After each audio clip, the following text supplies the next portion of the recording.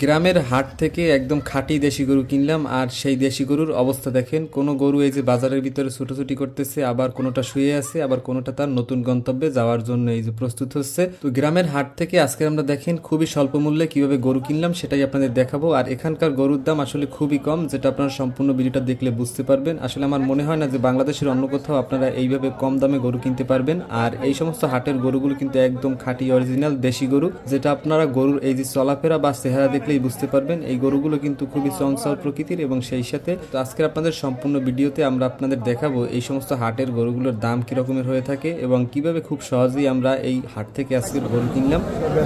143 1,43,500 বিক্রি হয়েছে, কিন্তু কাপ করে নিলে 2.5 লাখ দাম নাই। বাজার থেকে গরু কেনা আসলে এক ধরনের সহজ আবার অনেকটা কঠিন কাজও বলতে পারেন, কারণ গরুর বাজারে কিন্তু প্রচুর পরিমাণে দালাল থাকে। দালালের খপ্পরে পড়লে আপনি আসলে আপনার পছন্দের গরুটা আসলে মন মতো কিনতে নাও পারেন। তো আপনারা বাজার থেকে খুব সহজে নিজে কিভাবে গরু কিনতে পারবেন সেটাই আজকে আপনাদের দেখাবো। তো দেখেন, আজকে আপনাদের দেখাই আমরা বাজার থেকে কিভাবে নিজেরা গরু কিনলাম, এবং সেই সাথে এই সমস্ত হাটের গরুগুলোর দাম কি রকমের হয়ে থাকে, বিশেষ করে দেশি গরুগুলোর। তো আপনাদের অনুরোধ করবো সম্পূর্ণ ভিডিওটা আপনারা দেখবেন।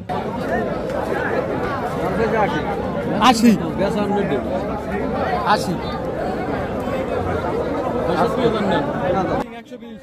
এই বাজারটা অনেক বড়, আপনাদের ঘুরে ঘুরে আমরা সম্পূর্ণ বাজারটা দেখাবো। আসলে গরুর যে আপনারা দামগুলো শুনতেছেন বা আপনাদের দেখানোর চেষ্টা করতেছি, আসলে এই দামে কিন্তু এই গরুগুলো বিক্রি হয় না। এই গরুগুলো আসলে বিক্রি করার ক্ষেত্রে যে পরিমাণে আস্কিং দাম চাওয়া হয়, আসলে সেই পরিমাণ দামে কিন্তু বিক্রি হয় না। দেখা গেছে যেই দাম চাওয়া হয় তার থেকে 30% থেকে 40% কম দামে কিন্তু এই গরুগুলো বিক্রি করা হয়। তো এই বাজারের গরুগুলো দেখে আপনারা বুঝতে পারতেছেন সবগুলো আসলে দেশি গরু। এখানে আপনারা আসলে ফ্রিজিয়ান বা ক্রস জাতের কোনো গরু আসলে দেখতে পাবেন না বললেই চলে। তবে নেই বললে একদম হবে, দুই একটা গরু আছে, তবে সংখ্যায় বেশি হচ্ছে এই বাজারে দেশি গরু। আর প্রত্যেকটা গরুই আমরা চেষ্টা করবো আপনাদের দাম জানিয়ে দেওয়ার। তো সেই সাথে আমরা আপনাদের দেখাবো আমরা কিভাবে এই বাজার থেকে গরু কিনলাম।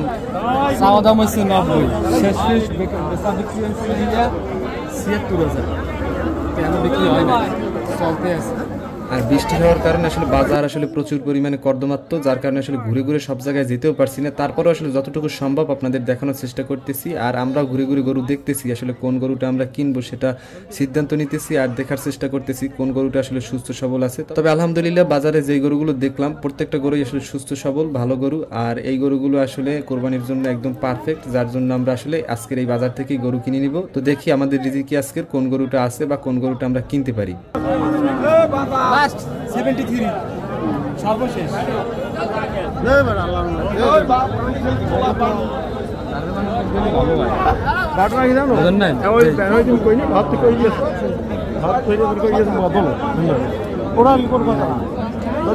খাদে এটা কি কইছ না, তাহলে নিবি না হইলে কোনো দাম কিনে নাই, ছবি করে খেলে হয়ে যাবি।